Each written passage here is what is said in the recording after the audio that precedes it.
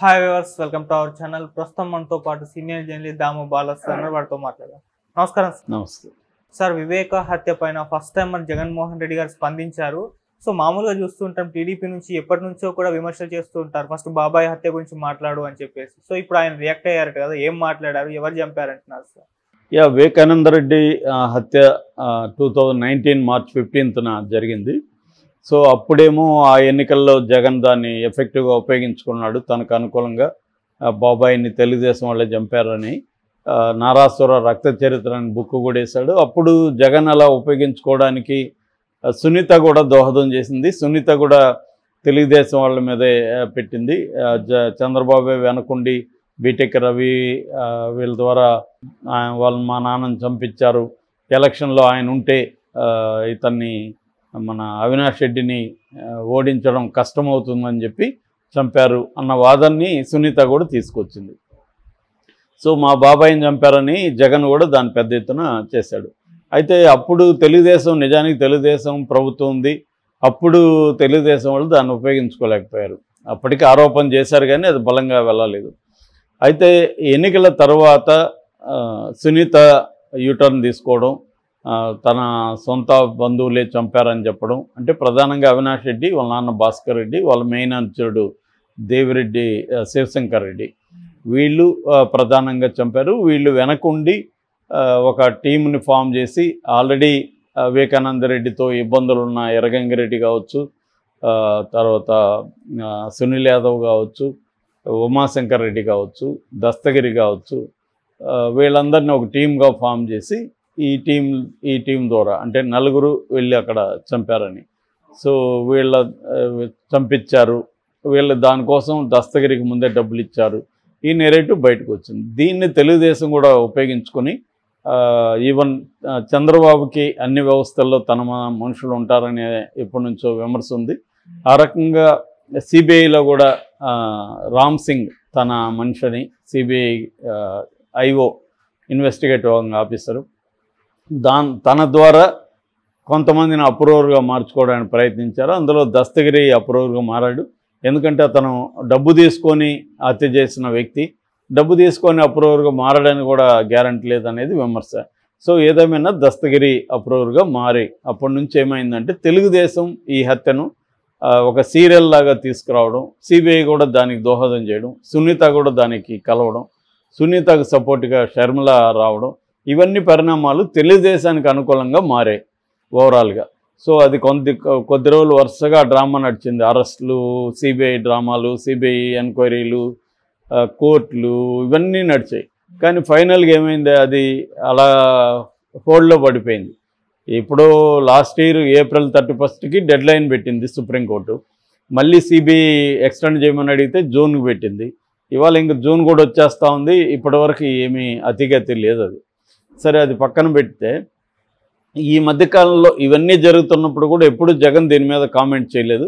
అయితే first time నిన్న ఆయన మనమంతా సిద్ధం అనే ఒక 21 రోజుల బస్సు యాత్రకు నిన్న ప్రారంభం చేశాడు. ఇడుపులపాయలో వైఎస్ఆర్ ఘాట్ వద్ద పూజలు, సర్వమత ప్రార్థనలు స్టార్ట్ చేసి విజయమ్మతో కలిసి పూజలు చేసి ఆయన మొదలుపెట్టాడు. దాని తర్వాత ప్రొద్దుటూరులో బహిరంగ సభలో పాల్గొన్నాడు. అప్పుడు ఆయన ఫస్ట్ టైం దీని మీద మాట్లాడాడు. ఆయన ఏమన్నాడంటే, బాబాయిని చంపిన హంతకుడు బయట తిరుగుతున్నాడు, ఆ హంతకుడిని ఎవరు కాపాడుతున్నారో కూడా అందరికీ తెలుసు, బాబాయిని ఎవరు చంపారనేది దేవుడికి ఇక్కడ ప్రజలకు తెలుసు అనేది కూడా ఆయన మాట్లాడాడు. మేబీ అది కడప జిల్లా కావడం, ప్రొద్దుటూరు ఇది కావడం, అక్కడ ఇష్యూ రగలుతూ ఉండడం, రెండోది సునీత కానీ లేకపోతే మన సౌభాగ్యమ్మ కానీ మన అవినాష్ రెడ్డికి యాంటీగా అక్కడ పోటీ చేయాల్సిన పరిస్థితి రావడం, షర్మిల కూడా ఈ ఇష్యూ మాట్లాడడం, దీనివల్ల జగన్ కూడా అనివార్యంగా మాట్లాడాల్సిన పరిస్థితి ఏర్పడిందని మనం అర్థం చేసుకోవచ్చు. సో జగన్ చెప్పిన, పరోక్షంగా చెప్పినా కూడా క్లియర్గా జగన్ ఏం చెప్తున్నాడంటే, బాబాయిని చంపింది దస్తగిరి బయట తిరుగుతున్నాడు, రాయల్గా హంతకుడు బయట తిరుగుతున్నాడు, ఈ హంతకుడిని కాపాడుతుండేది చంద్రబాబు అనే వెర్షన్ని చెప్పాడు. ఎందుకంటే ఇది కొత్తది కాదు, వైసీపీ వాళ్ళు ఎప్పటి నుంచో ఇదే వెర్షన్ని చెప్తున్నారు. ఎందుకంటే దస్తగిరికి ఆశ్రయం ఇచ్చింది, దస్తగిరిని మీడియా కూడా తెలుగుదేశం మీడియానే హైలైట్ చేసింది. సహజంగానే ఇది మామూలుగా ఎలక్షన్ వార్ఫేర్, పొలిటికల్ వార్ఫేర్ అంటారు. అంటే రాజకీయ యుద్ధం ఎలక్షన్లు అంటేనే. ఈ రాజకీయ యుద్ధంలో యుద్ధ నీతి కూడా ఏముండదు. యుద్ధంలోనే యుద్ధ నీతులు ఉండవు. పేరుకి యుద్ధ నీతి అంటారు కానీ యుద్ధంలో కూడా యుద్ధ నీతులు ఉండవు. గెలుపు ఓటమి రెండే ఉంటాయి.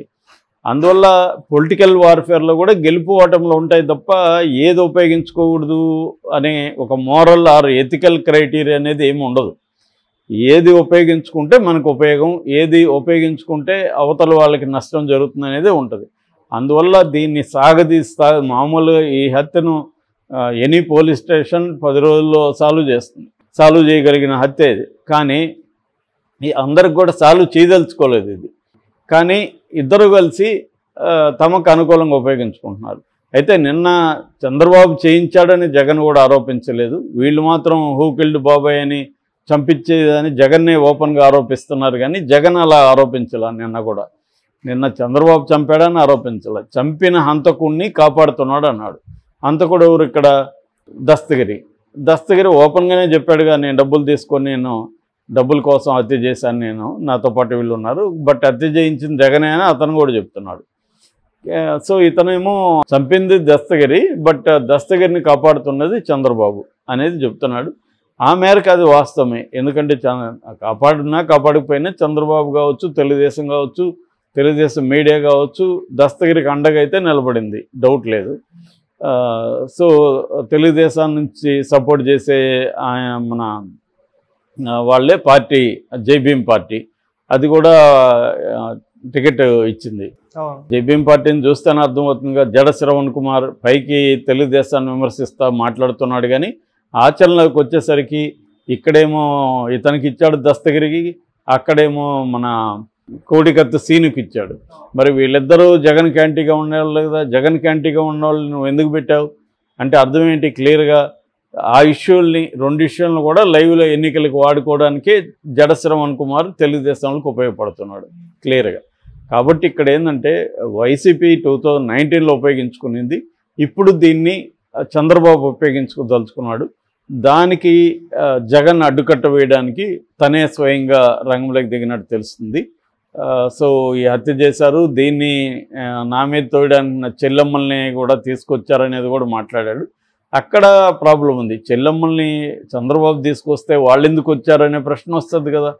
మరి వాళ్ళు ఎందుకు వచ్చారనే దానికి జగన్ సమాధానం ఏం చెప్పలేదు. చెల్లెమ్మలు తీసుకొచ్చారంటే ఎవరు తీసుకొచ్చినా వస్తారా చెల్లెమ్మలు? ఆ చెల్లెమ్మలు ఏమైనా అమాయకుల? ఒకరేమో డాక్టరు సునీత, ఈమె కూడా very well educated, knowledgeable. So మరి వాళ్ళిద్దరూ చంద్రబాబు కోసం జగన్ క్యాంటీకి ఎందుకు మారారు అన్నదానికి జగన్ ఎక్కడ ఎక్స్ప్లెనేషన్ ఇవ్వలేదు.